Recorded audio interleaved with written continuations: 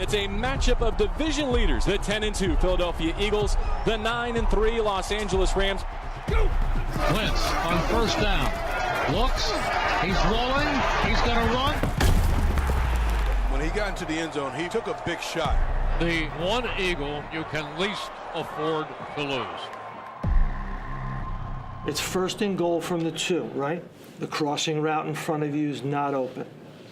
And then you decide to go. Why? There's a lane. I got in. You know, I made the dive and just got hit kind of fluky in a weird way from both sides. Obviously, it was a pretty hard hit on my leg, and you know, I didn't know exactly what it was at the time until I started walking to the huddle. I knew something was unstable in there. You're going back into the tunnel. What's going through your mind as I could see you were limping. Yeah. No, I mean, there's a lot of things going through my mind. You know, that game was going through my mind. I wanted to get back in the locker room so I could turn the TV on and see where we're at in the game, see what was happening next, what was this injury going to be in my health for the rest of this game, the rest of the season, what kind of level of injury is it.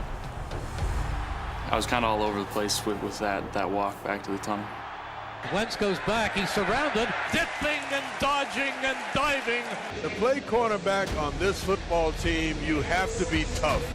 Do you ever say to yourself, hey man, it was first and goal from the 2.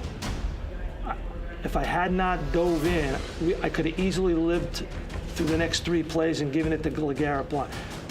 Do you ever say that to yourself? I mean, without a doubt, those things can creep in. You know, the what ifs, what could I have done differently, all those things. But at the end of the day, you know, I've taken hundreds of worse hits, you know, and it's just the way it kind of awkwardly hit. You know, that's what you sign up for when you play this game. You can't play with a sense of being scared to get hit, being scared to get hurt. As a competitor, yeah, I'm always kind of evaluating, you know, where can I, you know, protect myself more. And, you know, I've been doing that since I got into the league. But with something like that, you know, I was right there on the end zone in a game to clinch the NFC East, a big game. The Eagles are headed for the Super Bowl and a rematch with the New England Patriots in Super Bowl 52. What is your role now during the game? Yeah, obviously, the roles changed. Things are different. Not quite how I envisioned the end of the season here, but yeah, obviously the first couple weeks I couldn't be on the sidelines.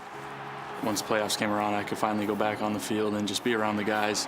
So I was as involved as any of the coaches or anybody else. And talking to Nick in between drives, you know, I'd throw an idea to coach here or there, but kind of just letting Nick be the leader, but just kind of just being in his ear. And then throughout the week, you know, still meeting with those guys, those quarterbacks in the morning, and just talking through the game plan, talking through life, and just trying to be there as much as I can. If I was Nick and I said, Carson, give me one thing that I got to remember in the Super Bowl, one point of emphasis. I'm asking for your advice, and I'm Nick Foles. What's the one thing that I got to remember when I'm in the game? I think I always just remind him it's just football. Once that whistle blows, it's just another game. You know, the lights are going to be bright. Everything else is going to be going on. But if he can just go back and just play his game, just feel it out the way he does, he'll be just fine.